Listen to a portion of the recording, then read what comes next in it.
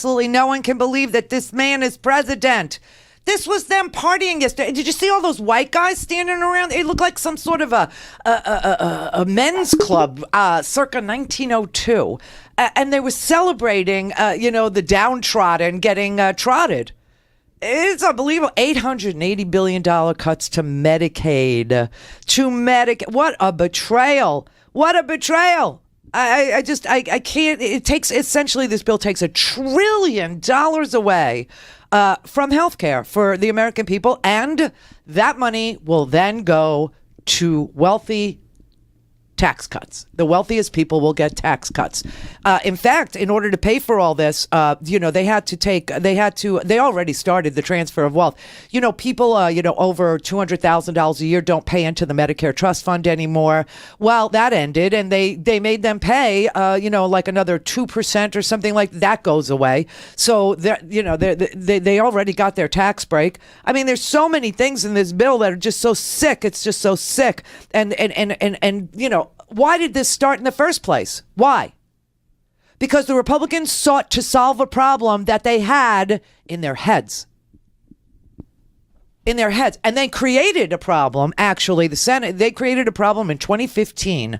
They created a problem when they stopped paying those risk corridor payments. And the simple fix for what ails us, the simple fix for Obamacare, is to appropriate the damn money for the risk corridor payments. That would do it. That would lower premiums. It wouldn't do anything to change the essential benefits plan that even people who get their health insurance from their employers enjoy. That goes away, by the way. There's this one little tricky thing you should know about if you get your health care through your employer. Oh, it's just unbelievable. If, let's say, you live in a state that there's this little out for any state that wants to match what another state is doing, it can, according to this piece of swill, so that, let's say, Iowa decides that it doesn't want to offer essential benefits anymore in any health care plans in the state of Iowa. Well, let's say you live, I don't know, in Michigan or Florida or any other place, and the governor says, well, I want to compete with the plans that they have offering, that they're offering in Iowa. All of a sudden, he can adopt that, and then your employer health insurance can have lifetime caps placed on it. Your employer-provided health insurance, your employer now can compete for the lowest common denominator, right? They can go and they can take away the essential benefits. They can put lifetime caps. They can put yearly payout limits, $75,000, for instance, for the yearly payout. They could do all kinds of things. So this affects every damn body, not just me, not just the people that buy our health insurance off the exchange because we're small business owners or we're individuals or whatever. Whatever forces you into those exchanges. But the thing that ails us, I mean, this thing was so sloppily drafted, and that is the problem with it. It was so sloppily drafted that employer-based health plans might be permitted to impose annual spending limits, lifetime coverage limits, even if most states attempted to keep strong market protections in place. And don't forget that most of this bill is unchanged from March, so you can look at the CBO estimate for certain costs and for certain activities that will occur in this bill. And yes, it's still 24 million fewer people will have health insurance. 14 million will lose their health insurance by 2018. Why? Why that number? Most of them will be losing their coverage from Medicaid coverage, which is already so skimpy. And then they say, well, people have Medicaid, but they can't find a doctor to take it.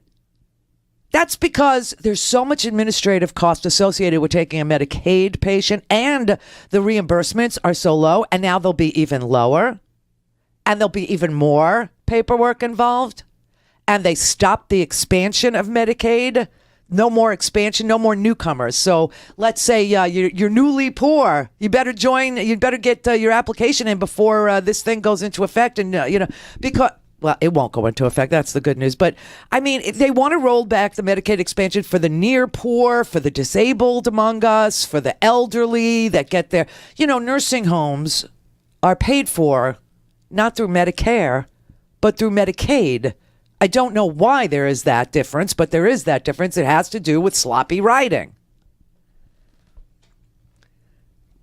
And this all happened because Republicans tried to solve a problem that didn't exist with the passage of Obamacare, and then created the risk corridor problem in 2015 and stiffed. You know how they say, oh, the Aetna's pulling out of Virginia, and in Iowa, only 94 counties have, 94 counties about to lose any healthcare provider. That's because they stiffed them on the risk corridor payments. And there have been 3 lawsuits already that have been brought, and different courts are finding different things.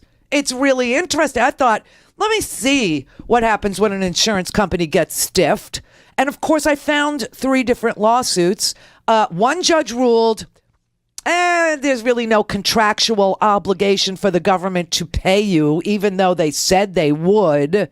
There's no implicit contract because, and this was a plain meaning judge like Neil Gorsuch, who said because Congress failed to appropriate the money,